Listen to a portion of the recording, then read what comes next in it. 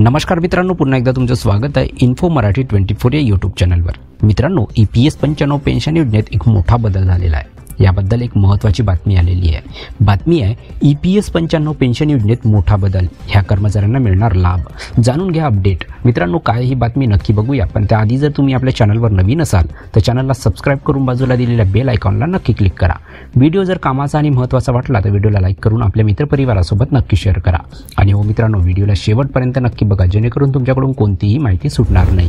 मित्रांनो, भारत सरकारने कर्मचारी पेन्शन योजना EPS 1995 मध्ये महत्त्वपूर्ण सुधारणा केल्या आहेत, जी 2024 पासून लागू होईल। ज्या कर्मचाऱ्यांनी 6 महिन्यापेक्षा कमी अंशदायी सेवा दिली आहे त्यांनाही एक्झिट बेनिफिट प्रदान करणे हा या दुरुस्तीचा उद्देश आहे। या उपक्रमाचा दरवर्षी 7 लाखांहूनही अधिक कर्मचाऱ्यांना फायदा होणार आहे। 6 महिन्याचे कमी सेवा असलेल्या सदस्यासाठी लाभ। मित्रांनो, आतापर्यंत 6 महिन्यापेक्षा कमी सेवा असलेले सदस्य पैसे काढण्याच्या लाभासाठी पात्र नव्हते, त्यामुळे अनेक कर्मचाऱ्यांचे दावे फेटाळण्यात आले असून त्यांना कोणताही लाभ मिळाला नाही। या दुरुस्तीनंतर 6 महिन्यापेक्षा कमी सेवा असलेल्या कर्मचाऱ्यांनाही पैसे काढण्याचे फायदे मिळू शकतात, ज्यामुळे त्यांची आर्थिक स्थिती सुधारेल। टेबल D मध्ये दुरुस्ती। मित्रांनो, सरकारने तक्ता D मध्ये देखील सुधारणा केली आहे, ज्याद्वारे आता प्रत्येक पूर्ण झालेल्या सेवेचा महिना विचारात घेऊन पैसे काढण्याचा लाभ मोजला जाईल। यापूर्वी सदस्य 6 महिने आणि त्याहून अधिक अंशदायी सेवा पूर्ण केल्यानंतरच निर्गमन लाभासाठी पात्र होते।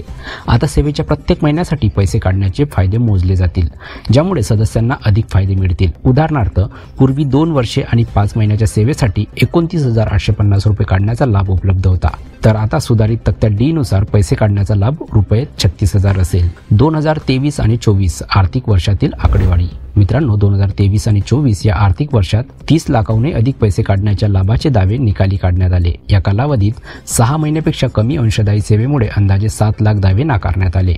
नवीन सुधारणानुसार असे सर्व कर्मचारी ज्यांचे वय 14 जून 2024 पर्यंत 58 वर्षे पूर्ण झाले नाहीत ते एक्झिट बेनिफिटसाठी पात्र असतील। सरकारचा उद्देश।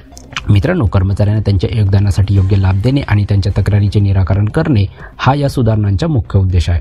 सरकारने हे सुनिश्चित केले आहे की पैसे काढण्याच्या फायद्याची रक्कम सेवा पूर्ण केलेल्या महिन्यावर आणि ज्या वेतनावर योगदान मिळाले आहे त्यावर आधारित असेल।